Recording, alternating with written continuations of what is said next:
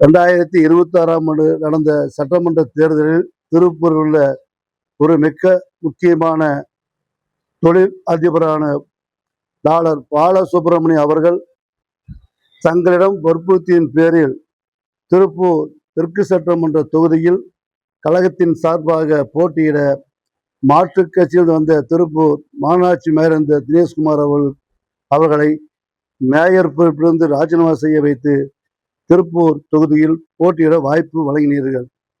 50 ஆண்டு காலமாக திருப்பூர் மாநகராட்சியில் கழகத்திற்காக மக்கள் பணி செய்து வந்த எனக்கு எந்த ஒரு முன்னறிவிப்பும் இன்றி 2026ஆம் ஆண்டு சட்டமன்ற தேர்தலில் நான் விருப்ப மனு அளிக்காத பல்லடம் சட்டமன்ற தொகுதி எனக்கு வழங்கப்பட்டது. அப்பொழுதும் கழகத் தலைவர் தொகுதிக்கு எனக்கு வழங்கப்பட்டது.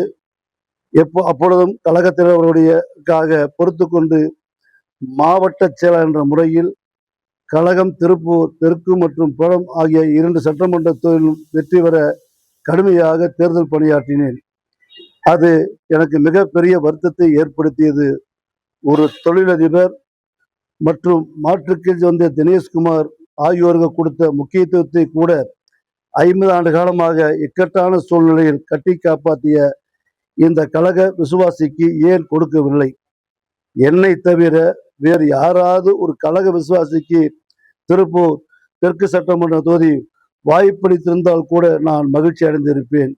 கடந்த 5 வருட காலமாக கழக உங்களிடம் இணை செயலாளர் அவரிடம் திருப்பூர் மாநகராட்சியில் உள்ள உண்மையான அரசியல் நிலவரங்களை சொல்ல முயற்சித்தேன். ஆனால் உங்களை சுற்றியுள்ள 2ஆம் கட்ட தலைவர்கள் அதை அனுமதிக்கவில்லை.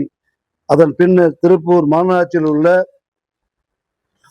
குப்பை பிரச்சனைக்காக நான் முன்னின்றி போராடியதை கூட சிலர் தங்கள் சுயநல தூண்டுதலின் பேர் உங்களிடம் தவறாக சித்தரித்து கூறியும் அறிந்து மிகவும் வேதனை அடைந்தேன்.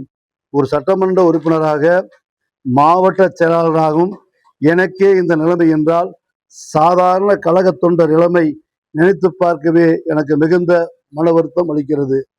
50 வருட பொது வாழ்வில் எனக்கு அரசியலை தவிர வேறு எதுவும் தெரியாது. மக்கள் பணி மட்டுமே எனக்கு முதன்மையாக இருந்தது. தற்போதைய நிகழ்வுகளால் மிகுந்த மனவேதனையோடு இன்று முதல் திருப்பூர் மத்திய மாவட்ட செயலாளர் பொறுப்பிலிருந்தும் கழகத்தின் அடிப்படை உறுப்பினர் உட்பட்ட அனைத்து பொறுப்பிலிருந்தும் நான் விளைகிறேன். கடந்த 5 ஆண்டு காலமாக என்னோடு தோளோடு தோள் நின்று பயணித்த கழகத்தினருக்கும் தோழமை கட்சியினருக்கும் என மனமார்ந்த நெஞ்சார்ந்த நன்றிகள்.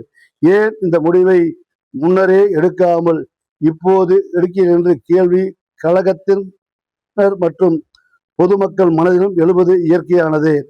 1925ஆம் ஆண்டு அந்த முடிவை நான் எடுத்து விட்டேன்.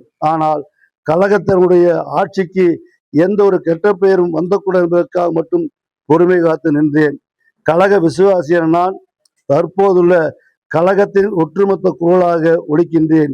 இனியாவது உண்மையான தொண்டரின் கருத்துக்களுக்கு வாய்ப்புடையுங்கள். தற்போது சூழலில் வேறு எந்த கட்சிக்கும் செல்லும் எண்ணம் எனக்கு இல்லை.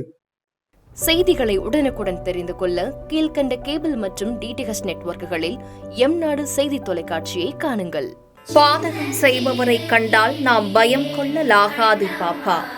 மோதி மிதித்து விடு பாப்பா, அவர் முகத்தில் உமிழ்ந்து விடு பாப்பா. அண்மை செய்திகளை உடனுக்குடன் தெரிந்து கொள்ள இணைந்திருங்கள் எம்நாடு தொலைக்காட்சியுடன்.